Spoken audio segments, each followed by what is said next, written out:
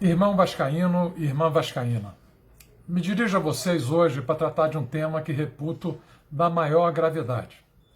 Em primeiro lugar, eu queria reafirmar a minha posição contrária à retomada do Campeonato Carioca.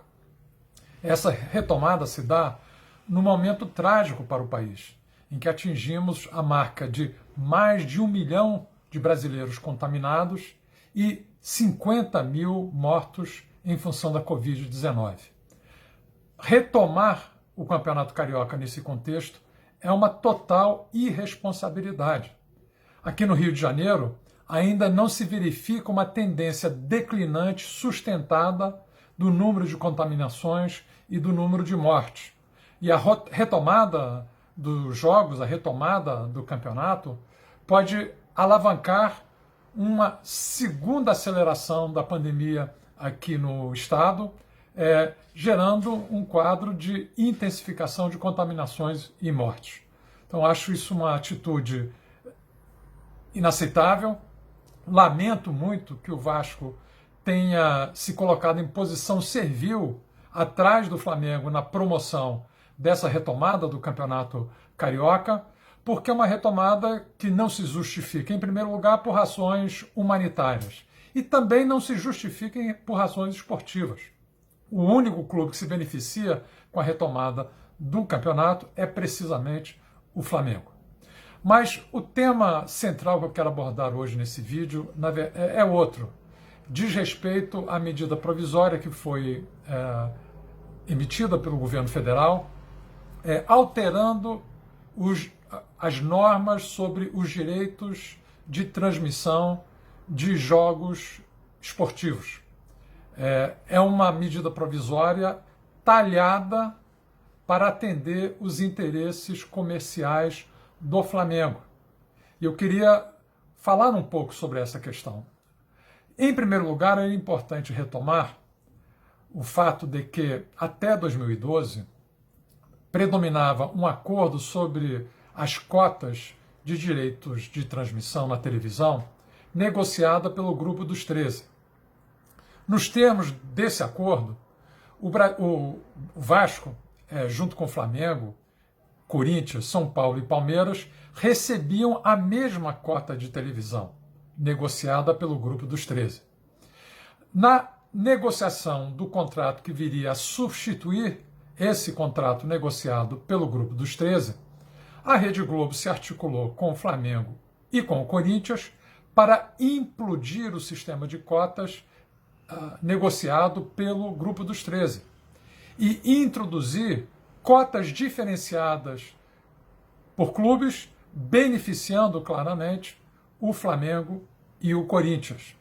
É um modelo que, à época, os críticos chamaram de espanholização do futebol brasileiro. Lamentavelmente, o Vasco, prejudicado pelo novo arranjo, foi protagonista da sua adoção.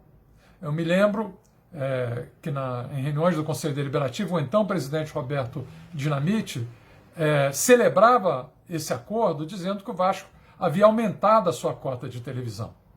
Mas, no terreno da disputa esportiva, o que interessa não é o aumento isolado de um clube, é a sua posição relativa em relação aos seus concorrentes. Então não adiantava o Vasco ter dobrado a sua receita de televisão se, no mesmo processo, o nosso principal rival quadruplicava a sua receita de televisão.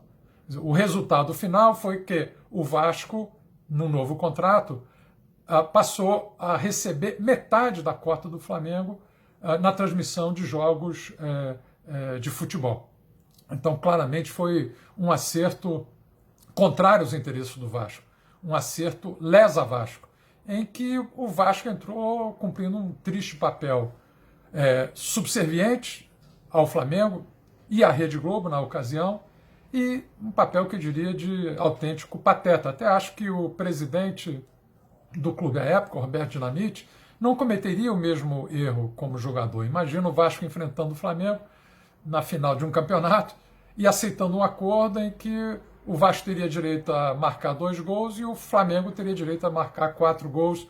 Evidentemente, é uma simetria de condições de disputa que o Vasco nunca poderia ter aceito. E isso nós estamos pagando o preço desse acordo até hoje. Foi ele que abriu o caminho para essa brutal disparidade na captação de receitas que hoje existe entre nós, infelizmente, e o nosso principal rival. Na negociação do novo contrato de transmissão de jogos do Campeonato Brasileiro, que começou a vigorar em 2019, houve uma redução parcial dessa concentração estabelecida no contrato anterior. O novo contrato ele estabeleceu 3 fatias, né, de distribuição das cotas de transmissão de jogos, né? Uma primeira fatia distribuída de 1/3 dos valores, distribuída por igual entre todos os clubes participantes. Uma segunda fatia que era distribuída conforme a imagem de cada clube era projetada em jogos televisionados na TV aberta. A TV fechada tinha um outro tratamento.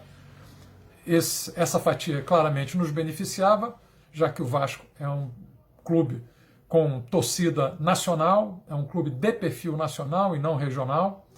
E uma terceira fatia, também de 1/3, que era distribuída conforme a colocação do time no campeonato. Quer dizer, era uma expressão do desempenho esportivo do time no campeonato. Esse desenho, que revertia parcialmente a concentração do contrato anterior, nunca foi aceito pelo Flamengo. O Flamengo sempre insistiu em manobrar e pressionar para voltar a ter uma distribuição menos igualitária, mais concentrada, que lhe beneficiasse financeira e tecnicamente nas competições.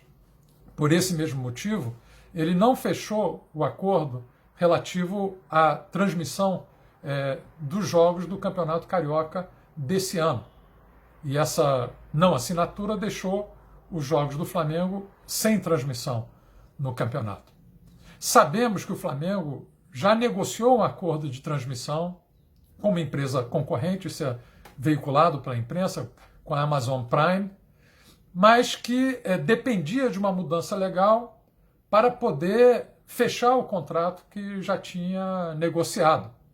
E essa medida provisória agora lançada pelo governo federal vem atender diretamente os interesses comerciais imediatos do Flamengo, já nessa fase final do Campeonato Carioca de 2020, possibilitando que nos jogos em que ele for mandante, ele possa comercializar, fora do acordo estabelecido com os demais clubes, com a Federação do Rio de Janeiro, possa comercializar a transmissão desses jogos. Então, essa medida provisória, lançada pelo governo federal, é uma medida provisória que atende de imediato os interesses comerciais do Flamengo.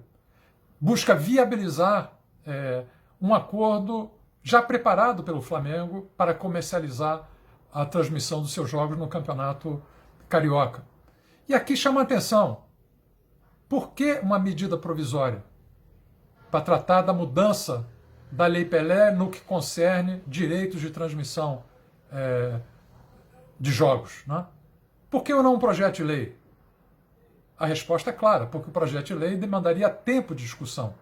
E essa medida provisória foi imposta unilateralmente, causando surpresa no mundo esportivo, no mundo político, no mundo mediático, ao ser imposta sem qualquer discussão, sem qualquer necessidade emergencial, sem qualquer urgência que justificasse a adoção do formato medida provisória. Poderia ser um projeto de lei em torno do qual poderia haver ampla discussão e consulta aos interessados pelo Congresso Nacional. Então, estranha essa adoção do formato de medida provisória para ter efeito imediato, sem qualquer discussão. Mas o mais grave dessa medida, e que também coloca em questão a sua legalidade e a sua constitucionalidade, é o seu impacto não só imediato, mas a curto, médio e longo prazo. Porque o que a medida propõe é que o clube mandante tenha direito de usar a imagem em qualquer jogo do seu adversário com um esquema de comercialização própria.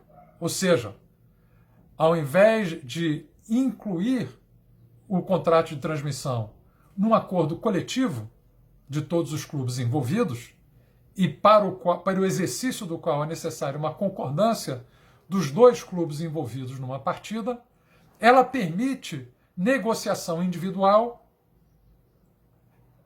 a partir da posição de mandante da partida. Então, com isso, o que passa a valer é a lei do mais forte, e não a regulação equilibrada dos direitos de transmissão.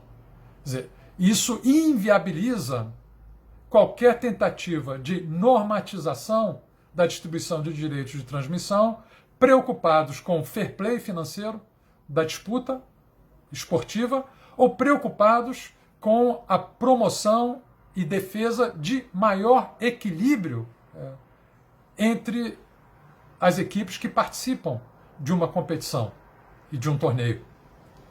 Então, esse é o lado mais grave da medida provisória aprovada. Ela vai na contramão de uma regulação que pudesse preservar a competitividade esportiva a partir da distribuição dos direitos de transmissão. Evidentemente, se predomina a negociação individual, vai predominar a lei dos mais fortes. E isso é negativo para o esporte como um todo. É negativo na nossa relação com o nosso principal rival, para o Vasco, mas é negativo para o esporte como um todo. A experiência internacional já mostra que competições muito concentradas em termos de capacidade de investimento e, portanto, capacidade técnica, tendem, com o tempo, a perder interesse, engajamento e adesão. Então, esse não é um investimento na sustentabilidade econômica e esportiva do esporte em geral, né? E do futebol em particular, das várias modalidades esportivas em geral, mas do futebol em particular. É um caminho de enfraquecimento do esporte nacional e que nos atinge diretamente como clube concorrente, rival do principal beneficiado pela adoção dessa medida, que é o Flamengo. Eu queria saber, irmão vascaíno, irmã vascaína, se você aceita que o Flamengo comercialize por conta própria a imagem do Vasco em jogos que ele disputar conosco na condição de mandante. Eu não quero dar esse poder ao Flamengo, de poder comercializar a imagem do Vasco em benefício deles.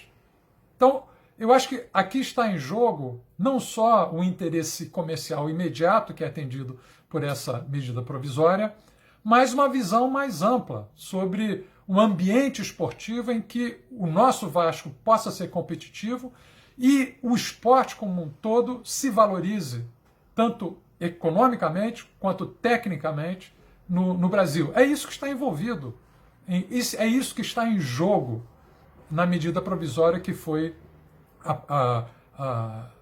encaminhada ao Congresso pelo governo federal. Então não se trata aqui de um conflito com os atuais detentores dos direitos de transmissão de jogos pela televisão, que é a Rede Globo.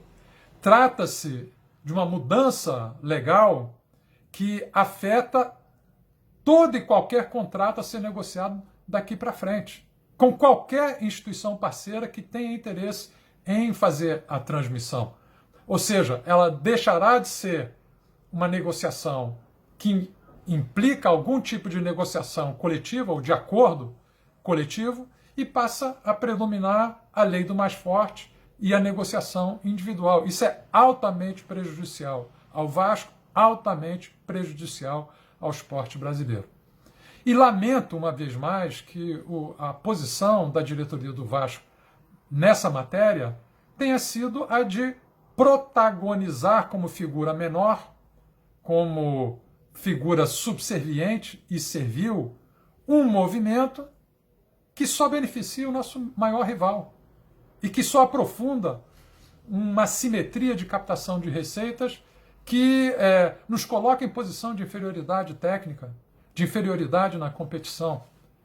Então, irmão vascaíno e irmã vascaína, eu acho que a torcida do Vasco, em relação a essa matéria, só pode ter uma posição: exigir a imediata revogação dessa medida provisória, que é uma autêntica medida provisória Pro-Fla, MP Pro-Fla.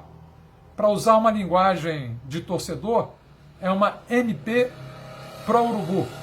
É uma MP que só serve para atender os interesses comerciais de curto prazo e os interesses comerciais de médio e longo prazo do nosso principal rival. Temos que nos mobilizar com toda a força da nossa torcida para garantir que o Congresso revogue o quanto antes essa medida provisória.